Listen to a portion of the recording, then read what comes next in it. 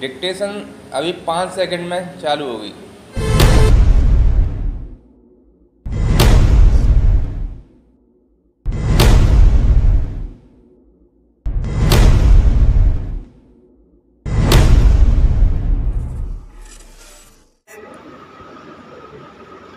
Police के द्वारा जो अभियोग पत्र प्रस्तुत किया गया है उसमें अभियोक्त्री के पिता को साक्षी के रूप में शामिल ही नहीं किया गया है। पुलिस के द्वारा अभियोक्त्री के पिता जो सक्षम साक्षी क्यों नहीं माना गया है, यह बिंदु अभियोजन की साक्ष्य से स्पष्ट नहीं होता है। अभियोक्त्री ने स्पष्ट रूप से यह कहा है कि उसके बालिग होने पर उसके माता पिता ने उसका विवाह संबंध कर दिया था। ऐसी स्थिति में अभियोक्त्री के पिता की साक्ष्य जन्मतिथि के बिंदु पर महत्वपूर्ण हो सकती थी, परंतु अभियोक्त्री के पिता को साक्षी के रूप में न्यायालय के समक्ष उपस्थित ही नहीं किया गया है।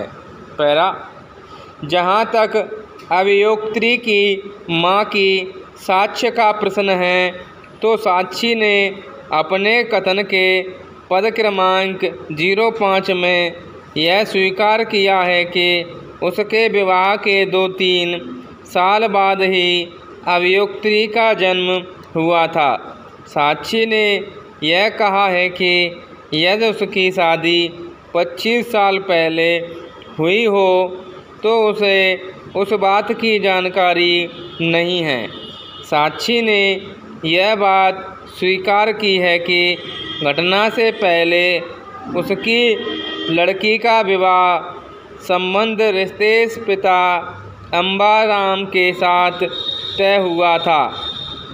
यदि अभियोक्त्री और अभियोक्त्री की मां के कथन पर एक साथ विचार किया जावे तो यह तथ्य स्पष्ट रूप से प्रकट होता है कि अभियोक्त्री के माता पिता का विवाह होने के 2-3 साल बाद ही अभियोक्त्री का जन्म हुआ था और जब अभियोक्त्री बालिग हो गई थी तो उसका विवाह संबंध उसके माता पिता के द्वारा तय कर दिया गया था। जहाँ तक इस तथ्य का प्रश्न है कि अभियोक्त्री के माता पिता का विवाह कितने वर्ष पूर्व हुआ, तो इस बिंदु पर अभियोक्त्री के नाना की साक्ष्य महत्वपूर्ण है, जो कि अभियोक्त्री की मां का पिता है।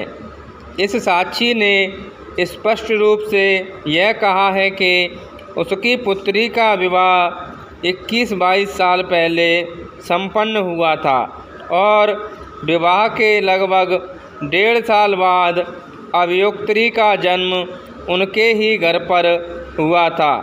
जन्म दिनांक के संबंध में न तो जन्म प्रमाण पत्र बनवाया गया और न ही जन्म पत्रिका बनाई गई। यहाँ तक कि जन्म दिनांक कहीं लिखकर भी नहीं रखी है। स्पष्ट है कि इस साक्षी की साक्ष्य से भी अभियोक्त्री का घटना दिनांक को बालिग होना प्रमाणित होता है। स्टॉप।